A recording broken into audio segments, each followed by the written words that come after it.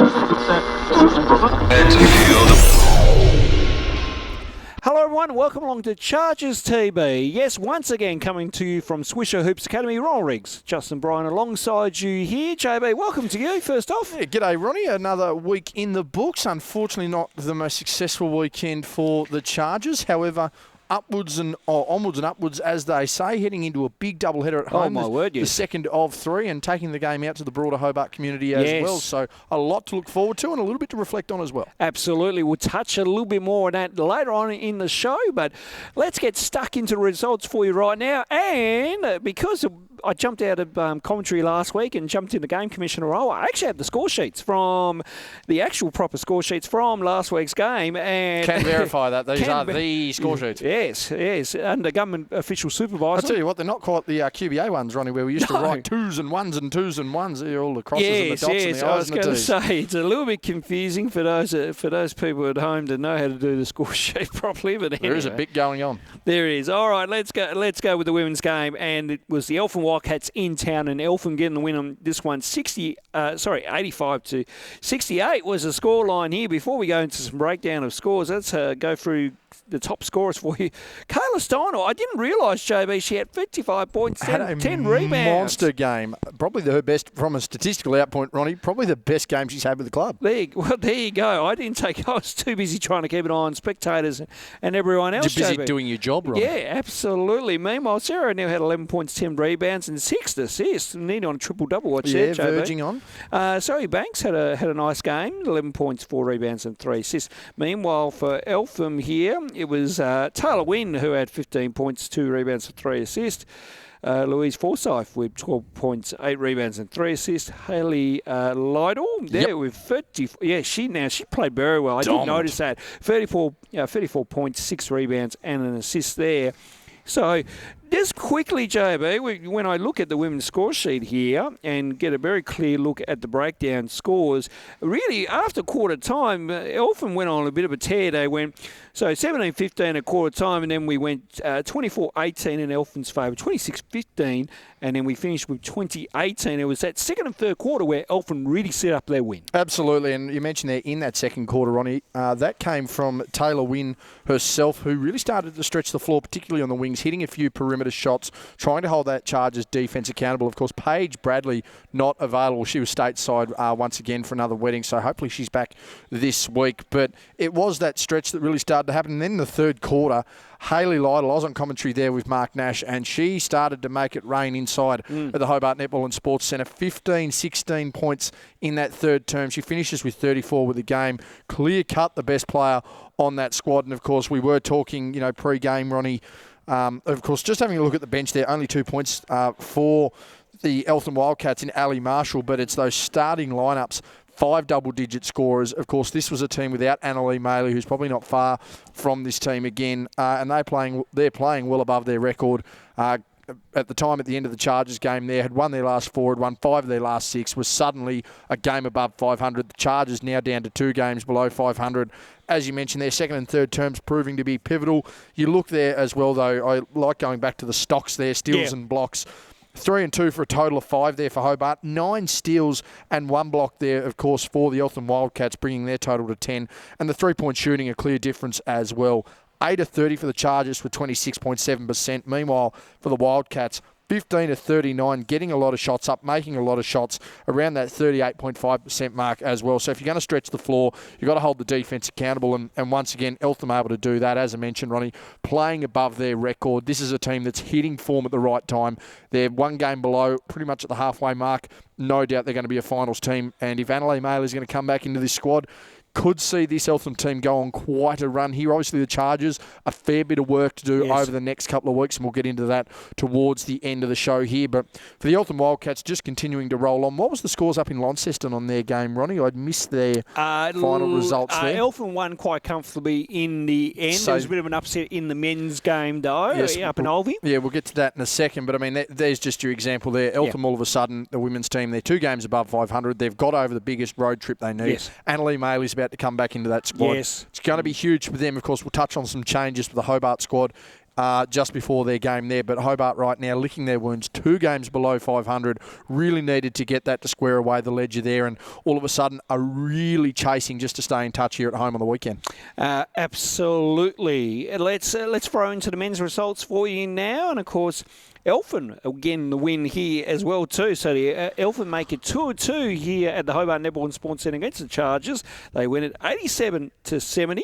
And let's have a look at some of the top scorers for you now before we get back into that breakdown of scoring quarter by quarter wise. Sam McDaniel with 19 points, 10 rebounds. Devin Watson with 12 points and 3 rebounds. Meanwhile, Callum Boucher, who is improving in leaps and bounds. Had probably his best game at home this weekend. Just unfortunately, field goal percentage not representing the effort he put in. Absolutely. 11 points and 4 rebounds there as well too. Meanwhile, for Elfin, it was you can take that one there, JB. Hey, Ronnie. Josh Skies, who had some mammoth dunks. Josh Sykes was going crazy.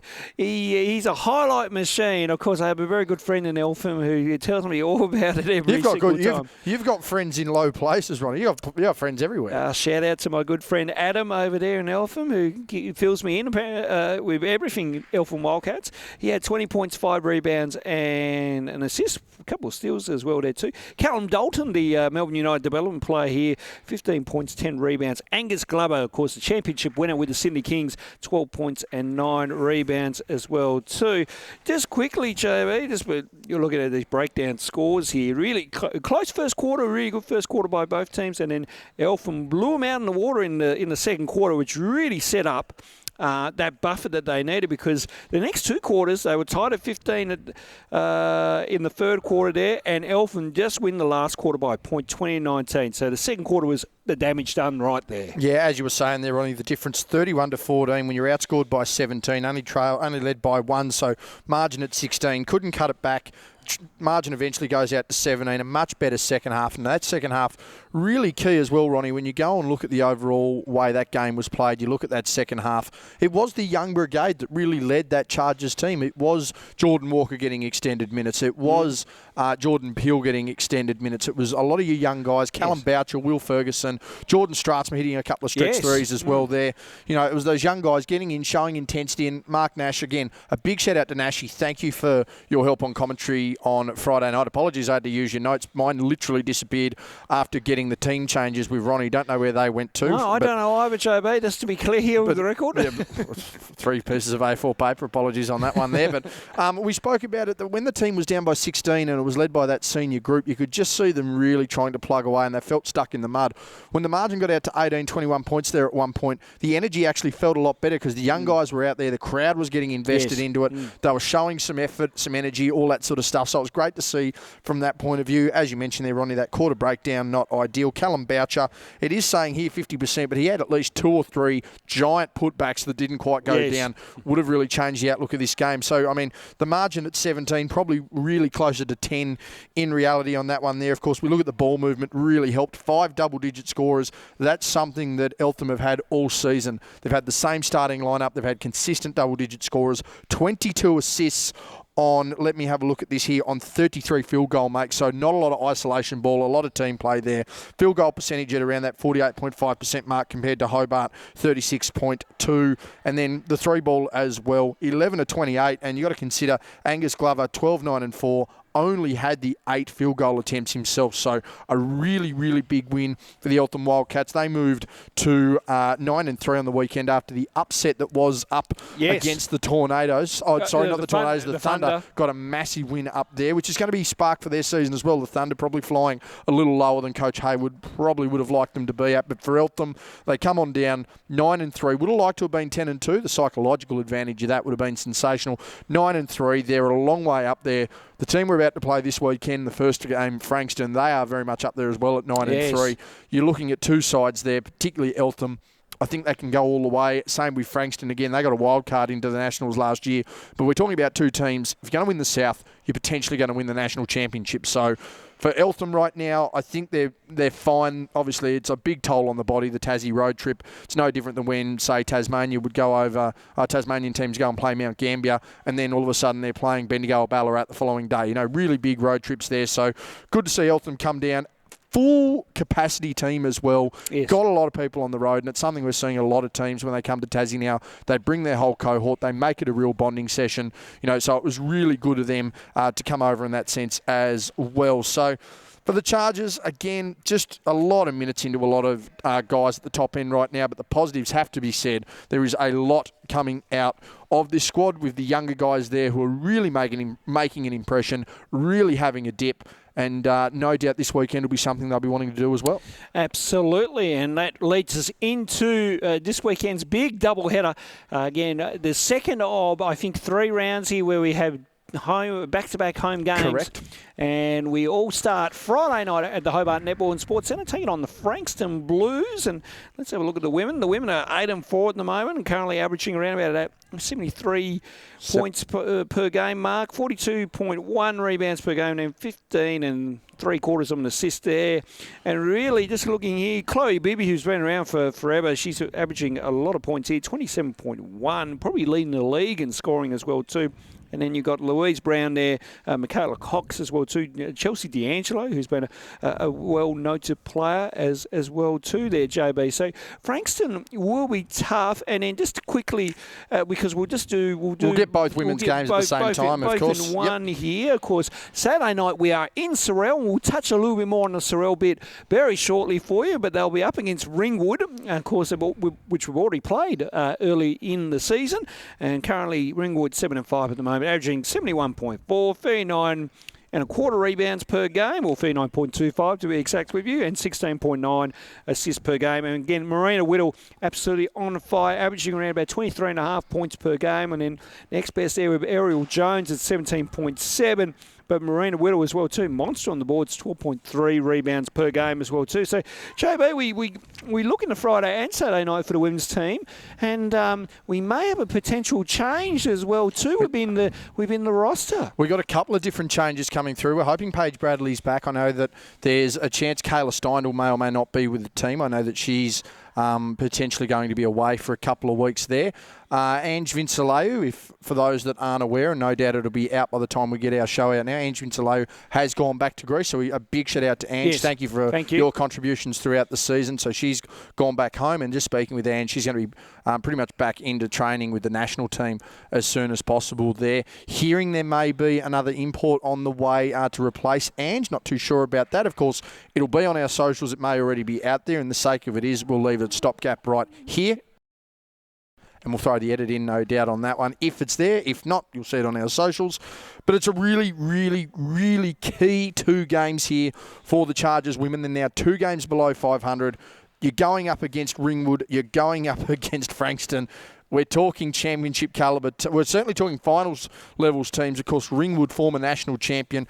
They're travelling 8-4, so 2/3 of their games right now, they are cruising along. 2 games above 500, for Ringwood. 4 games above 500 here for Frankston. And you talked about Chloe Bibby there. Of course, Louise Brown, huge as well. A rounded 17 points, 14 rebounds, so she's going to be a real task. Michaela Cox obviously having a good go at it as well. Chelsea D'Angelo, just that consistent, rounded kind of guard. She's going to be tough to match up with. Of course, Marina Whittle, as we mentioned, Yes. 24 points, 13 rebounds a game. That's a tough matchup there. Ariel Jones playing some good basketball as well. Shelby Britton playing well. Piper Dunlop, Jacqueline Trotto. These are going to be some really tough teams to match up against. And honestly, Ronnie, we're sort of in the dark as to what our lineup's going to look like right now. We're just being honest with you here, folks. It's going to be a really tough test. The girls ideally wanted to be at 500, so if they had to split home, this was going to be, it was going to be okay. Unfortunately, now they're going from the idea that, hey, we're going to be 2 games above 500 or we're going to be at 500 to, geez, if we don't get our act into gear here, 4 games below 500, that's season over. And it's really tough to say, but this late in the season, when you're going to have, what are the Chargers now, 5 and 6? They're going to be they're 4 and 6 right now. All of a sudden you see a team that's 4 and 8 after 12. You've essentially got to win your last 8 to try and make finals. or be right there in contention. So it's a really big ask right now.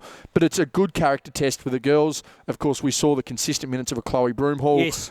We saw the closing moments of the women's game there with your Jazz Ashlands and alike on the floor. It's going to be up to those girls this week to really step up, show they've earned their minutes, show they deserve to be on the team, and, continuing to push through. So really tough weekend for the ladies coming up. But, of course, Ronnie, it doesn't get any easier when we go over to the men's games either. Yeah, absolutely. Frankston and Ringwood here. So let's have a look at Frankston. Of course, Frankston Friday night at the Hobart Netball Sports Centre. Well, right now it is good old Iggy, as I know him pretty well. Hadziamarovic. Here we go. That's one I'm going to be working on for the next couple of days. 16.8 he's averaging and one of the leading and scorers. And loves hitting a big shot. We've seen many a big shot from Hadziamarovic. Yes, and you only got to go back to the NBL1 National Finals weekend as well too, where he came up huge there as well too. Daniel Trist averaging 16.5 points per game, and the former Tasmanian, Lockie Barker is not on the... Lockie Barker is definitely around lower in the points there, lower in the Ronnie, points. but he has certainly still been contributing. He's going to be a very tough matchup for anyone who he comes across. Absolutely. Lucas Barker averaging 16.4 points per game, of course, one of the veterans of this league, and someone I know very, very well. And Brad Newley as well too. He's still about, and he's averaging 16.3 points per game as well too. Now, we look at Ringwood, and we played Ringwood early in the year in one of the best wins, as described by Anthony Stewart, on the road. Oh, big time. Ringwood currently 4-8 at the moment, and they're averaging around about 89 points per game and 37.75 rebounds per game, and then 18.5 assists per game as well too. And Lawton averaging 23.2 per game. Cole Daggett 17.5, and then Adrian Sturt at 12.1 per game. Of course, we look at Cole Daggett as well there, Ronnie, dominant on the glass, leading them there as well. Absolutely, 7.5 rebounds per game as well too. So when we look at both matchups here, JB, Frankston will be very tough. No doubt about it. Frankston right up there in the top 4. If not in the top 8. I think they're top 4 at the moment, JB. Yeah, 9 and 3, absolutely. Top 2 almost. Yeah, you're right in that top 4, top 2. So no disrespect to Frankston, by the way. And meanwhile, for Ringwood, this will be a really good battle down at Sorrel on Saturday night, because the first time we played them this year, the boys played their backsides out, really, and got as we mentioned, one of the best wins of the season. The question now is, Ringwood have now had a look. They've scouted. I'm sure they've scouted these younger ones that they didn't scout beforehand in that earlier contest this season. I think Ringwood will be up for the challenge on Saturday night. Absolutely, and I think the thing we've got to mention with both of these games, Ronnie, is that Ringwood aren't coming down to Hobart fresh off the plane. No. Ringwood are getting in a car and travelling all the way back from the northwest, because the doubleheader's happening both ends of the state with the fixturing. So it's going to be really tough, but I think this is another test against Ringwood where it's like, hey, our young guys did it on the road, now let's do it at home. And, of course, the Ringwood game, the community game out in Sorrel, we'll touch on that a little more in a second. But, again, for the men, Friday night against Frankston, you've got to treat Frankston exactly like you treated Eltham. Yeah. We're talking about a team that scores over 90 a game and gets over 40 rebounds a game. They love getting that extra possession. They love putting points on the board. As we mentioned, Igor Hadziamarovic, 16.8 points, 5.5 rebounds. Lucas Barker there as well, 16.4 points, 7.7 rebounds. Brad Newley in the squad as well. Daniel Trist in the squad. Lockie Barker in the squad. Yes. There's a reason not only were they a wild card, but they pushed right deep into the national finals section last year as well. They're going to be a really tough matchup. Not saying that it's a game that the Chargers want to drop or that they can afford to drop, but it's the one that they're less likely to win. But I think Anthony Stewart would have Ringwood circled. The young side knows that they can get the chocolates over this Ringwood side. There's no reason why they shouldn't be looking to do it. As we mentioned there, Jonathan Lawton, Kyle Daggett, Adrian Sturt, Luke Shelley, they're really competitive guys, but at the same time, not as potent on the glass, which I think is going to be to the advantage of Anthony Stewart. And you've got to remember as well, that win against Ringwood was without Ollie Angerstein. So, again, there's no reason they can't do it again. But 89.5 points is a lot of points in an NBL1 game, Ronnie. So it's going to come down to defensive principles. It's going to come down to energy and execution. And for these young guys, you're playing at home, and mostly as well when you're out in Sorell, you're playing amongst the local community. I'm not saying treat it like a Wednesday night in the SBL, because it's not a Wednesday night in the SBL, but you've got to take that mentality of, hey, I'm at home. Yep, I'm at a more familiar venue. Hey, let's go for it. Let's really have some fun here. So I think this can be a 1-1 weekend for the men. I give them a chance against Frankston, but I also give Frankston a chance to win everything this year. So make of that what you wish. But 4 games below 500, Ringwood there. I think this is a game that Anthony Stewart and his team really want to get. And considering the energy they've been building with this young group over the last couple of weeks, in spurts there, coming off a couple of tough losses, this is a game they wanting to get, and I think they're going to grab. Absolutely. Game times throughout Friday and Saturday night. Friday night at the Hobart Netball and Sports Centre, 6 o'clock for the women, 8 o'clock for the men. Then at Saturday night down in Sorell at the Southeast Stadium, it's called. It is going to be 5:30 for the women and 7:30 for the men. Of course, you can check out the live stream through the NBL1 website or the NBL1 app. And to keep up to date with all the social media, as JB mentioned, we're going to probably get some social media posts up because we might have a new signing. Might have things left, right and centre this week. Yeah, we're pumping them out. I'll tell you what, even the Sorell Council pumped out the Saturday promo graphic that we... Absolutely. The Sorell Council got the graphic before the club did, which we kindly donated, by the way. But yes. No, it is great, though, Ronnie, as we do touch on Sorell, as you're about to mention. 5:30 for the women is the tip-off. 7:30 is the tip-off for the men. Doors will probably be open around that 4:30, 4:45 mark. Yes. It's great to see the greater Sorell community really investing and getting involved in this, Ronnie. You went out during the week. Yes, I did. It's going to be a jam-packed night of basketball. Absolutely. Now, before I mentioned about Sorell and a feel-good story around one of our own as well too here, you can keep up to date with all the goings on for your Mackay Timber Hobart Chargers by our social media. As we mentioned, give us a like on Facebook. You can follow us on Twitter. You can give us a follow on Instagram as well. And subscribe to the YouTube channel where there'll be plenty happening, I'm sure, the next couple of days. So keep up to date with all the goings on here for your Mackay Timber Hobart Chargers. As JB mentioned, I was out there Monday with our treasurer, Matt Hargrave, and ticking the I's, dotting the T's, as they say, JB. Just dotting the I's, crossing the T's, ticking the boxes. Yeah, absolutely. And it's such a fantastic venue out at Sorell. We encourage everyone to get down there. Now, there's a limited capacity. We think around about 500, 600 we can jam in there. An acoustic intimate session, so to speak, Ronnie. Absolutely, and they have Pacific lighting for the basketball as well too. So that's going to be looking great on our broadcast for us, Point. It is a brand spanker out there too. Been out there a couple of times, Ronnie. A great facility, not only for Sorell, but the greater Hobart area, and for all sports as well, as Ronnie mentioned, the specific basketball lighting there. But no, it's going to be fantastic. Of course, our girls have been out there pre-season, did a bit of a camp, so not unfamiliar territory by any means.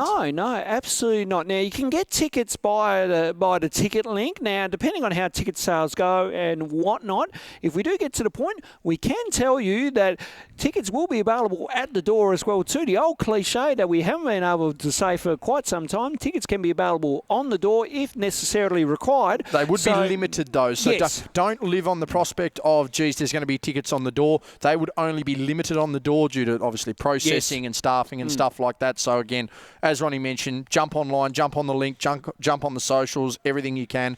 Get your tickets online, have them ready at the door, because that's just going to make things easy for everybody. Absolutely. So make sure you get on down there. Now, one of the feel-good stories out of this whole kind of double header round is around the local kid from Sorell and Harry Griffiths. Now, Harry's a bit of a local legend down there. Now, speaking with Sonia, who runs the stadium down at Southeast, tells me that Harry does a fair bit of work around not only in the community, but around the SEBA community as well too. And a lot of the kids look up to him as a bit of a hero, so to speak, JB, which is fantastic to see. Of course, Harry, one of the most nicest people you will meet away from the basketball court. But not only that, but of course he is suiting up for both nights, seeing the team lists come through today, JB. But I tell you what, I'm sure all the locals down there will be absolutely excited to see Harry not only play on his actual home floor, but in front of friends and family as well too. Now, let's not forget Jacob Richards as well, because Jacob is from down that way as well. I know we've put a lot of emphasis on Harry this week in the marketing area because he is the local hero down there, the poster boy, as I like to say. But yeah, it's fantastic to hear some of these stories. place when we do venture out, because it's what we want to hear more about. These young guys, young locals that are coming through the system, but also doing great things in the community, which we'd love to hear more about, JB. Yeah, giving back to the sport, Ronnie, is really key. And I mean, I know, speaking to a few different people, of course, one of the more notable players to ever come out of SEBA, currently just signed with Melbourne in free agency there, Tanner Krebs, a former SEBA player as well. And as you mentioned, Ronnie, it's about giving back to the community. Harry's gone strength to strength in his basketball career over the last couple of years. Of course, we might just throw that little dunk in from the under-22s a couple of years ago there. But Harry's really gone from strength to strength. Of course, we've seen Jacob evolve in his role with the team as well. And again, it's just that opportunity to go back out and give back to the community and show, hey, just because you're playing out here in Sorell, just because you're playing in the SEBA competition, doesn't mean that one day you can't be playing for the Hobart Chargers. And I mean, in Tanner's case, there's no reason you can't be playing in the NBL. That option is really viable and really strong there as well. And of course, the Chargers and the Thunder have done it as well. But I mean, the NBL1 clubs, particularly in Tassie, have had this ability to go to these more rural stadiums, these more broader communities, and just show what's available, because I think a lot of the time kids will get stuck in the mind of, I'm only playing domestic on a Monday night, or, all of a sudden I might play social for the rest of my life. But no, there's a lot of genuine options out there for kids to go and participate in. SEBA's a really, really good competition out there. They've been doing a lot of great things this year. Their social media crew, a big shout out to the SEBA social media crew. They're getting things left, right and centre. Of course, the new venue out there is only going to make that go from strength to strength. And again, getting the Chargers out in the community, really engaging, and locals within the Chargers engaging in the community as well. So it's going to be great to be out there. We really encourage everyone to be there, and of course, be great to see Harry get a few minutes and score a couple of buckets as well. Absolutely. And of course, word coming out of Sorell and the Sorell Council, speaking to a few people there, they'd love to see more Chargers games out there next year, JB. There's the potential of bringing a few more. Now, we haven't been able to get in touch with Chargers President Brett McKay at this point in time. He's away currently again on work business, but when he does come back, we'll actually quiz him about that, because the Sorell Council very excited about Saturday night down there. It's going to be absolutely huge, and hopefully ticket sales are absolutely rocketing through. Now, we can't forget as well too, Friday night at the Hobart Netball Sports Centre. Please come down there on Friday night, and of course support your Mackay Timber Hobart Chargers, taking on Frankston. Of course, Frankston stacked with some good NBL talent as well too,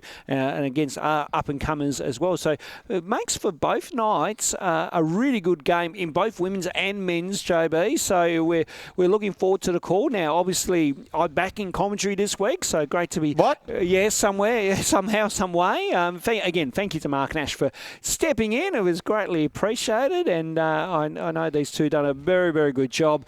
I haven't even listened back to any of the calls or seen any of the highlights, folks, so I know they've done a really good job. Certified guaranteed perfect, Ronnie. Just ask me. Very, very good, JB. So we'll be on air, of course, 5:55 in the women, 7:55 in the men on Friday night. Then jump in the Saturday night, 5:25 in the women, and then 7:25 in the men. Coming down to you from Sorell there. That's going to be good. I think now the fun fact here, I'm pretty sure this will only be the fourth playing venue for the Chargers in their 22 Sports Centre, Entertainment Centre, KSC and Sorell. Yes. So their fourth venue over the last 26 years. This game will be played for under championship points. And that's the key there. I know there have been different games in different areas as far as pre-season tournaments and warm-ups, but for actual competition points. Now, of course, when you're tuning into the live stream, if you can't find the link on the NBL1 website, the NBL1 app, wait for our social media accounts to post the link. Yes. We are sick of blocking people and throwing people out. Those spam links, JB. It's very interesting to say the very least. So make sure you're clicking on the official post.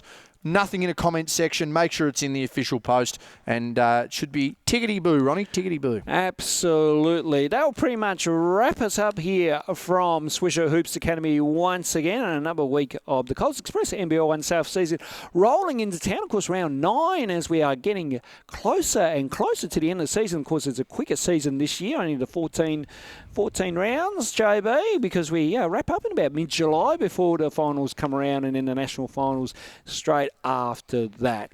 So, in the meantime, you tune in on Friday night and Saturday night, or come down to Newtown, please. or Sorrel, please, one or the other.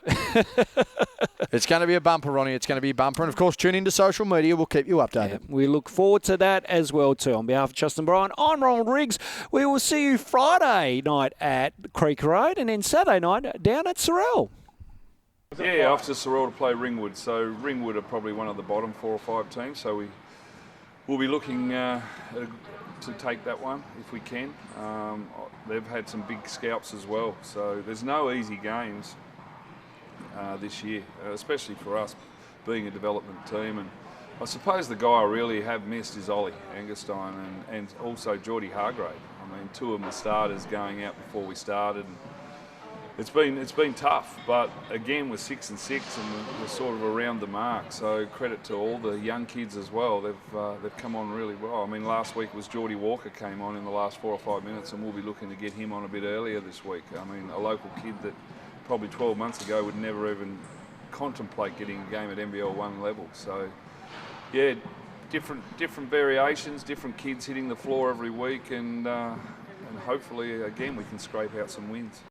Yeah, so the situation I guess with that is that the Corey we had actually signed earlier in the year, and there was a bit of a mix-up with her availability, so that sort of fell through. So essentially, once we'd made the decision that Angie was going to leave, we were able to basically just enact that existing contract. So it was pretty seamless, and the timing worked out quite well. So yeah, it's I guess a good situation out of a bad sort of thing. Yeah. Yes, I mean, that is the plan. Of course, you get on the court, you want to play your hardest no matter what, despite any circumstances. I'm just finishing a season a week ago, so I'm more than game ready at the time. Only thing I worry about is jet lag, but that's fine. First time in Australia? Yes, first time. Did you know much about Tassie before? No, so like in the States, when it comes to Australia, it's just like the animals go rigid out here. So, I mean, I've heard about spiders, but so far I heard like no spiders in Tasmania. It's winter, so yeah. Of course, it would not be possible without our great sponsors across the league, the club, and of course the Hobart Sport and Netball Centre. On behalf of the NBL1, we'd like to thank Coles Express, Zero Relief, Ronnie's favourite car brand Mitsubishi. Absolutely, what a car it is, JB. Everyone's favourite shoe store, Foot Locker. On behalf of the Hobart Chargers, we'd like to thank McKay Timber, Skybus, Swisher Hoops Academy, Bennett's Mood Food, THA, Core Staff Marsh, AD Waterco, SS Glass and Glazing, Kinetic and Callis Hospitality. We'd like to thank again and appreciate our basketball partnerships with Basketball Tasmania and the Tasmanian Jack Jumpers, our media partnerships with the Mercury, 7HO and SEM. We'd also like to thank our player sponsors, Hank Petrusma, EIS Property, Bulk Nutrients, Campbelltown Hotel, Foot Systems, Exercise and Sports Podiatry, Josh Willey, MLC, More Confidence Consulting, Taz Precision Contracting, Pars Heat Pump Centre, D'Angelo's Restaurant and DS Projects. And of course, on behalf of the Hobart Netball and Sports Centre, we'd like to thank Zambrero and Schweppes Asahi Beverages